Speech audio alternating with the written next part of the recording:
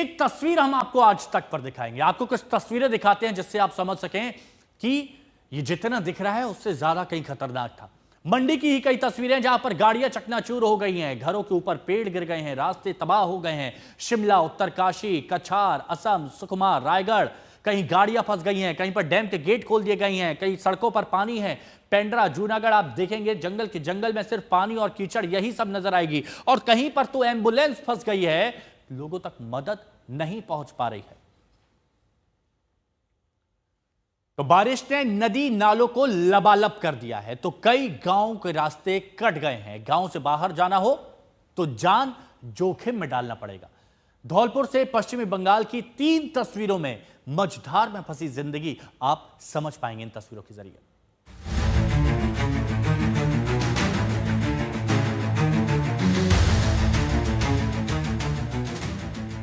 बारिश, बाढ़, सैलाब की धार, जिंदगी उलझ गई।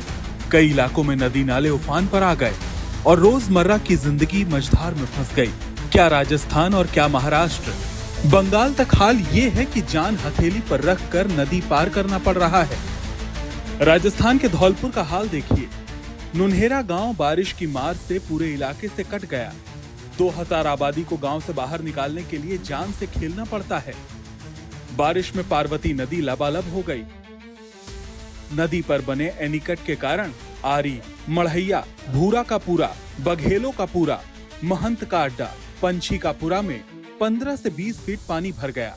अब नुनहेरा गांव से तसीमो जाना हो तो खटोले पर नदी पार करनी पड़ती है। क्या बड़े, क्या बुजुर्ग, क्या बच्चे, क्या महिलाएं, सभी को इसी तरह से नदी पार करना पड़ता है। 700 मीटर की दूरी सांस थामे पार करते हैं। बच्चों को तो स्कूल आने जाने का रास्ता भी यही है। दूसरा रास्ता है जो 10 किलोमीटर घूमकर है।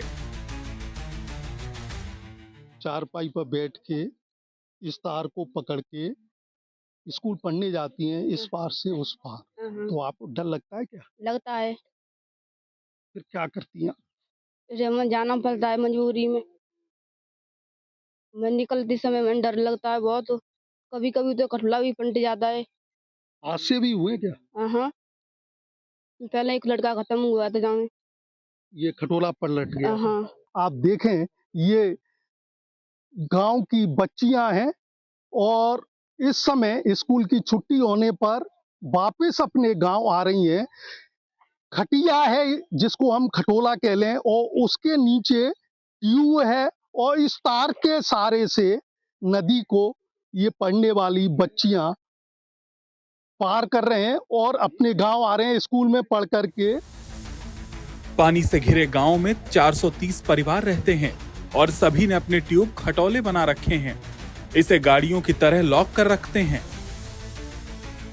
आप देखें, हर घर के अंदर आपको ऐसा एक खटोला मिलेगा और खटोला के पीछे ये 2 ट्यूब बंधे हुए हैं जिनमें हवा है, और इसके सारे ये लोग नदी को पार करते हैं। इनके बच्चे भी इसी पर बैठ करके स्कूल पढ़ने जाते हैं और आते हैं। महाराष्ट्र के पालघर में बच्चे नदी पार करके स्कूल जाते हैं। स्कूल जाने का शॉर्टकट रास्ता यही है।